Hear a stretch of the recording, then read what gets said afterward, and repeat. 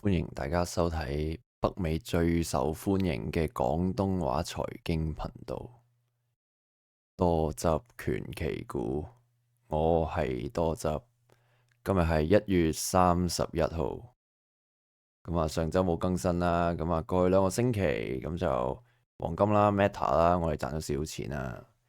之後星期五個市係跌嘅，好多 commodities 啦、market 啦都跌啦，right 但係我哋因為將大部分嘅錢由黃金同埋 Meta 啦，喺星期四內已經轉咗去 Google，星期五 Google 冇乜喐到，所以又冇輸到錢。大致情況就係咁樣。咁咧，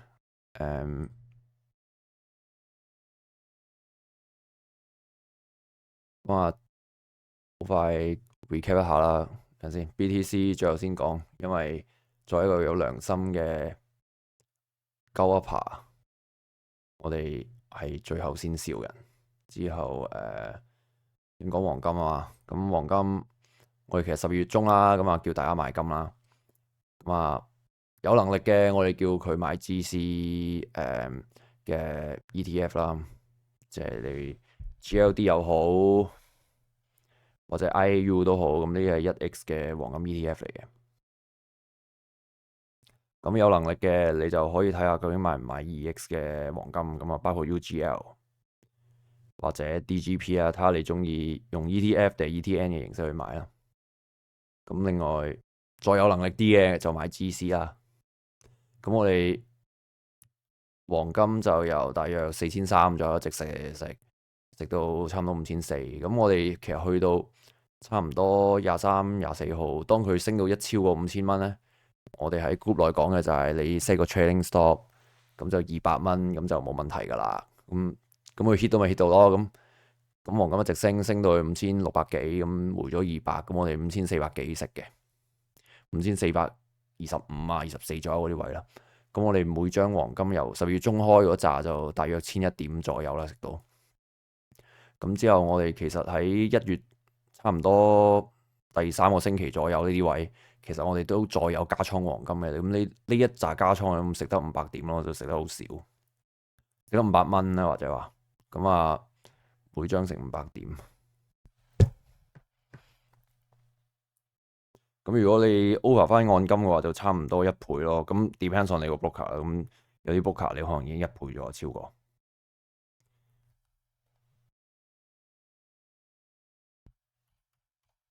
咁另外，如果你係玩 2X 嘅黃金嘅，咁如果 2X 黃金，我哋都係10月中買之後，又係呢位再有加倉啦。咁就大約48% 咯，2X 嘅黃金。而 1X 嘅黃金就大約24.5% 咯，唔會差遠啦，都係 around 呢位你會食咗。咁我哋而家其實仲有少量嘅黃金嘅啫，咁就全部都係 1X 嘅 ETF 嚟嘅，咁就會 keep 住佢咯。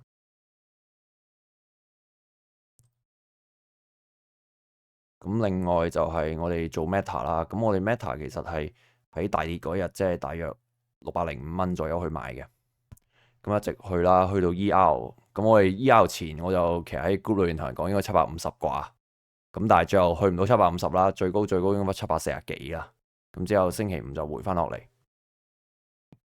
咁但係星期四其實我哋唔貪心嘅都食咗啊，咁大約735啊同埋720，我哋分批食咗幾次啦。咁 average 大約係730左右嘅 range 咯，咁大約19至20% 啦，depends on 你係即係賺我一兩蚊咁樣咯，你個 range 可能係，咁但係你20% 左右你走唔甩，咁就賺到呢度。咁 Meta 你張圖其實你都預佢一定會係升，比較易睇啊。Meta 張圖已經算係。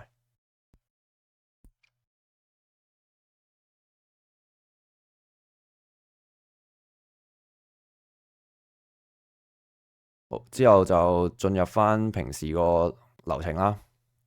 咁上個星期冇更新到啦，之前個星期同而家個Powell 已經啱開咗 meeting 啦，咁維持息口不變嘅。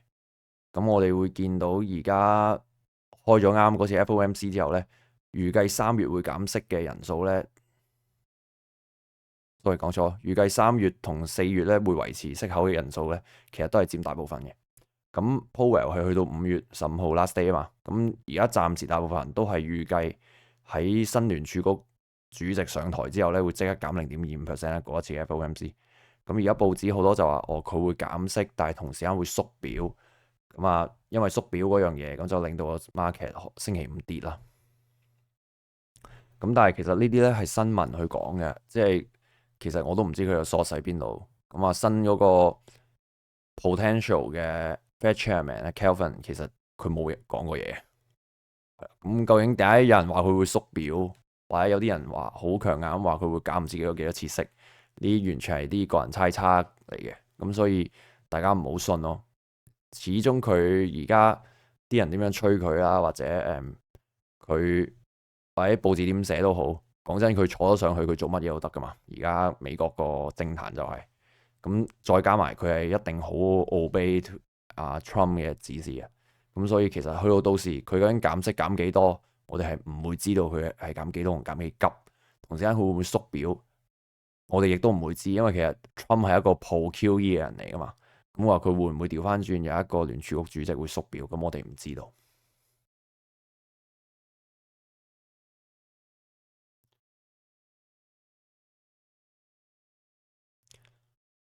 好，之後 Treasury Yield 啦，Treasury Yield 而家喺20年債啦，已經係去到4.82% 啦，30年債4.87%。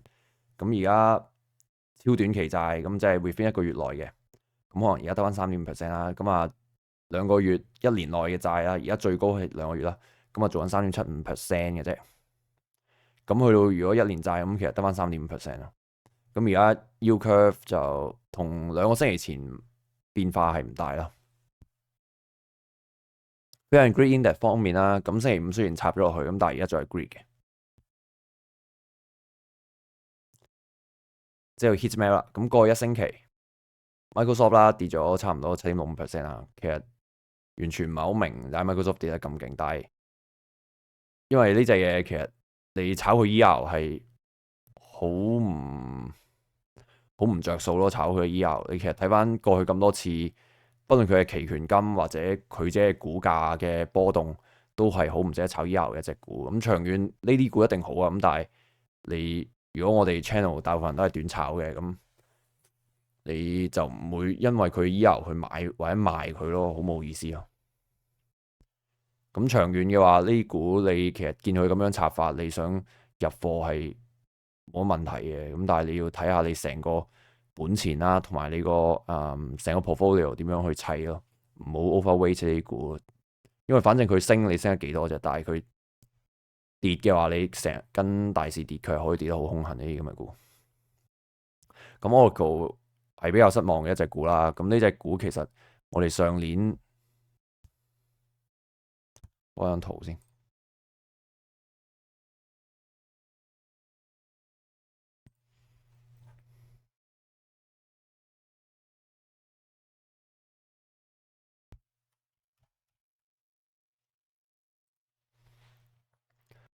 我哋上年其實係 ER 前去買啊嘛，咁嗰次升咗40幾%、50% 咁樣啦，係個個都賺到笑啦。咁之後其實我哋放咗大部分，咁之後佢開始回緊落嚟，我哋去翻今年做倉嗰度啦，即係去到12月中嘅時候開始講做倉噶嘛，200幾有入嘅，咁啊但係跌咗20幾%啊呢度。咁之後我哋其實喺180唔係170左右，我哋講話都係 cut 咗佢啦，長倉都照 cut 咗佢。咁所以呢個 trade 其實輸咗嘅。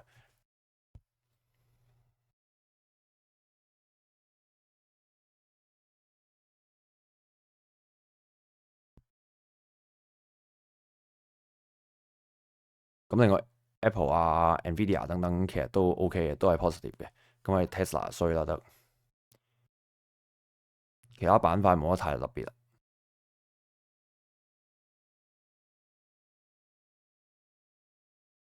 ETF 方面啦，咁就指數其實冇乜點喐到，你見到 VOO 0.38啊，QQ 係減0.14，咁其實冇乜喐到啦。而 commodities 咁就 silver 大回啦，高就回咗少少啊。其實你2.8% 啫嘛，成個星期回咗。咁啊 BTC 就 free fall 緊嘅，呢個最後先燒。咁過去一周嘅 performance 啦，base material 最差，咁最好反而係 energy 啦，communication service，communication service 主要就係 Google 同 Meta 嘛，佢哋基本上喺呢個 sector 裏邊佔咗好大份，咁佢哋兩隻都 OK，咁就係咁咯。咁下個禮拜 Google 會出業績，即係如果 calendar，咁星期一啦，ISM manufacturing 啦會比較重要啦。之後星期三有 non-farm 嘅 employment change 啦，之後就 non-manufacture ISM non-manufacture pricing 啊，之後仲有星期五有 non-farm payroll，咁 non-farm payroll 最重要係非農。咁下個禮拜好多數據，不過都不及 earning。咁下個禮拜一收市後 Palantir 我哋睇死咗佢好耐啊。咁上年其實25年我哋係長倉，我哋係有 Palantir 噶嘛，咁佢好似升咗1倍零啦，成個25年。咁25年12月中嘅時候，咁我哋開始出新嗰張 list 啊，咁其實我哋已經賣走晒 PLTR，咁之後佢而家今年開始跌緊，我哋冇理佢啦已經。其實我諗呢啲股近期都唔使再睇。咁之後星期二有 AMD 啦，我相信勁多人會賭呢隻嘢。其實 ADM 我都係一隻我會自己會睇下嘅股嚟，但係而家未有咩入場嘅需要咯。星期三市盤前係 UBS 啦，之後收市就嚟了啦 Google 啦，Google 係我一係比較睇好嘅，我自己而家有 Google。咁 ARM 會出啦，Qcom 會出啦，冇錯。之後 Snap 會出啦，Snap 又係超大賭場啊！但我唔會點呢啲股啦，而家已經。之後星期四咁 before earning 就 before market 就有 Shell 啦，咁 after market 我哋有 Amazon、MSTR、Roblox， 咁有 Reddit， 撳錯嘢，有 Reddit 啦，之後有 Affirm 啦。下星期星期三、星期四真係超精彩會。咁 Earning Watch 嗰度啦，IV Impulse Movement 只供參考。咁當中最重要嘅就係頭先你會睇到 ARM 會比較高嘅波幅啦，PLTR 都係啊 ，Reddit 都係啊。咁如果你做呢啲股，你除咗可以諗 long side，即係 long put 或者 long call 好，你可以睇下點樣配合啲 short 去做咯。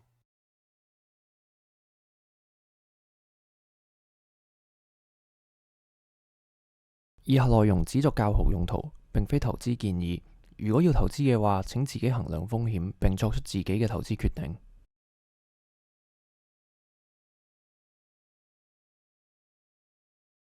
之後講 TA， 咁標普500啦。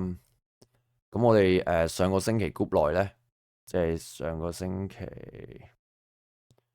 出埋呢支燭之後咧，其實我哋講嘅就係成個市應該唔會有啲咩太大突破啦，唔跌就偷笑啦。咁好彩個市其實 SP500嚟講係頂到嘅。咁如果你係傾向唔係全部係 tech 股嘅話，其實你上個星期過咗，其實對你成個倉應該冇乜太大影響。我哋見到成條線啦，仲係 keep 到喺呢條升軌入邊，咁幾次差唔多掂到呢條升軌啦，都彈翻上去。整體 ES 嚟講咧，係仍然係 healthy 啊。咁而家我哋試掂呢條軌底啦，接近軌底呢位啦，其實你見到成交都會有托到出嚟，咁證明呢條軌係暫時好 fairly 咯。咁我哋要睇住佢就係會唔會突破呢條軌，會比較重要。咁而家呢個 range 冇乜意思，即係俾大家容易睇嘅。咁但係其實你唔一定需要睇呢個長方形，但係呢條斜線比較重要。Nasdaq 方面啦，Nasdaq 上個星期講又係講話佢唔跌就好好啦咁樣。咁而家 overall 仍然係 keep 住一個底高過一個前個底噶嘛。咁頂又係一個頂高過一個頂啦。咁而家正常行緊咁調整，應該係冇乜問題嘅。咁最主要係佢唔好好大支咁樣懟落嚟咯。如果佢真係懟到落嚟嘅，咁你會預計可能第一個 support 係24,900啊、25,000左右呢位。之後如果真係再唔得嘅話，你可能會睇24,000嘅就。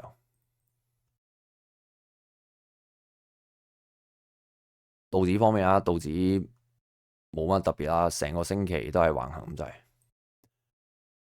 因為銀行股先做好嘛，之後又到石油股做好咁。雖然 UNH 嗰啲咁嘅 healthy 股、health 或者 insurance sector 嗰啲做得唔好啦，咁但係其他幾個 sector 都 carry 翻，所以成 overall 道指其實冇乜喐動。咁羅素跟住條軌啦，差唔多去到軌頂，終於有個正常少少嘅調整啦。而家去到軌嘅中間啦。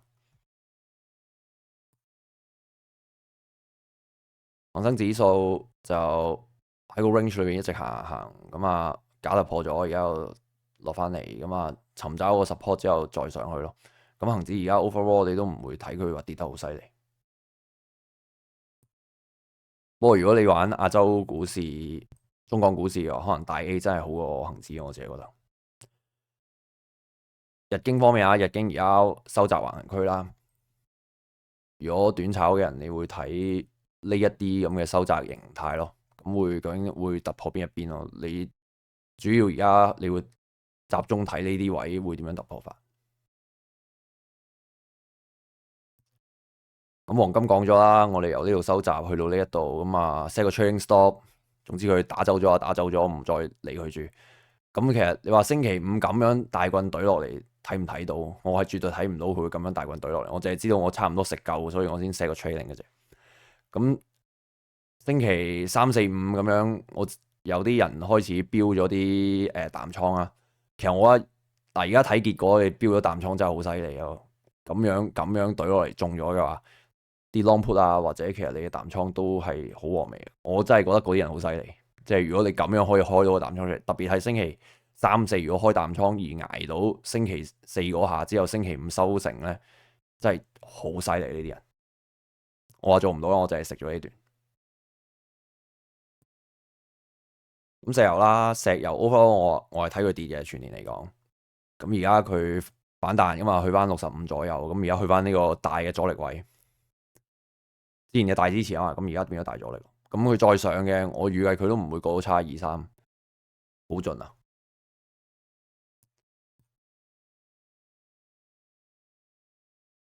咁 gas 我就之前話一直都冇乜表現咁樣，點知突然間升咗1倍，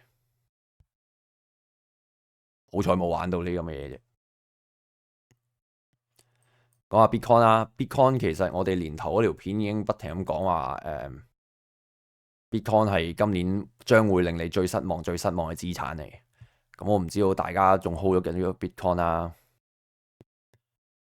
咁我哋之前講嗰陣時係大約1月2號左右公開講啊。其實之前我已經係咁講啊，Bitcoin 應該麻麻地。咁嗰時89000咗啊嘛，我話升到上93000係絕對有可能。咁之後再睇佢做法。咁最後佢跟住條軌彈上去，整咗支 flag 咁啊，懟穿 flag 再懟落去啦。而家咁我唔知你心情如何啦，係咪 aim 緊呢啲做 support 啦？咁但係如果你睇呢度 support，咁點解你唔睇呢啲度 support？咁係咪真係7萬蚊咧？咁7萬蚊之後你打算點樣？咁至於嗰陣時 predict 話Bitcoin 點解會跌啊？佢會跌到點啊？等等嗰條片其實就係呢條，即係2026年成年嘅展望就係呢一條片。咁你自己去 channel 嗰度可以睇到呢度。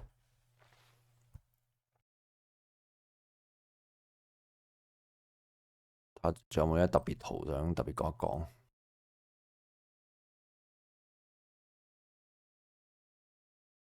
咁 DXY 其實可以講一講嘅。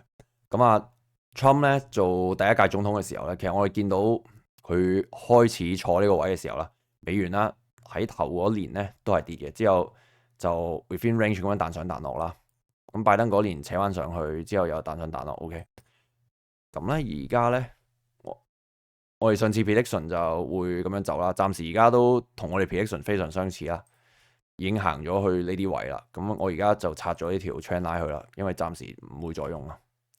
咁而家 Trump 做咗總統嘅時候，咁佢由呢度可以做嘛，咁先抽上，再而家回落緊。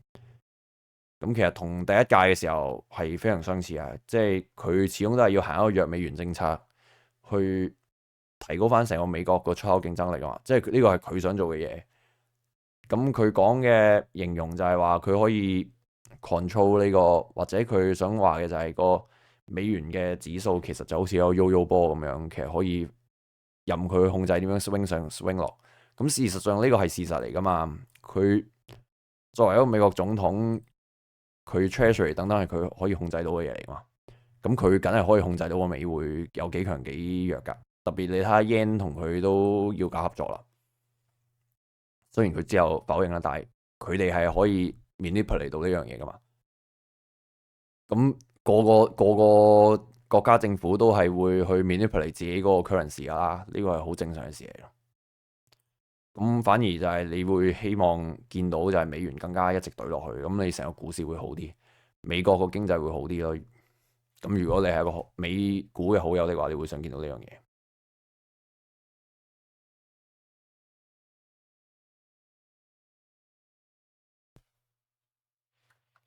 咁今日呢，臨錄片之前呢，我睇到單 news 嘅，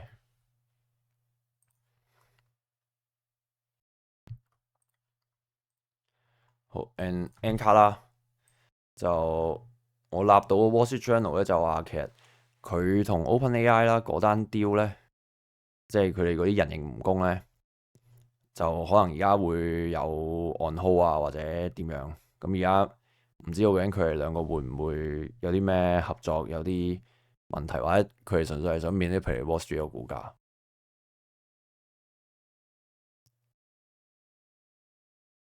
咁啊，Jensen 其實如果 cut loss on 呢個 OpenAI 咁都好唔出奇嘅，因為 OpenAI 真係越做越差，完全唔知 Bill Ackman 搞乜鬼。自從傳佢殺咗佢個 partner 權啦嚇，呢單嘢係，同埋佢自從想搞上市之後，成間 OpenAI 就唔知做乜嘢。咁如果你唔知 OpenAI 間公司內部係點樣，咁我可能可以求其講一講俾你聽，因為我有啲朋友做 tech。總之一致嘅 comment 就係 OpenAI 入邊玩 politics 嘅時間係多過做嘢，就係咁。咁其他股冇乜特別講啦。咁而家 Nvidia 本身升得好好地，又話咩中國出口嗰度，而家中國開始賣翻佢少晶片啊嘛。咁轉個頭又出 OpenAI 呢單嘢，唔知星期一會唔會對佢有影響？反正而家 IG 黑期咧就跌緊嘅，成個 NQ 係好似跌緊0.4左右，我頭先立一立。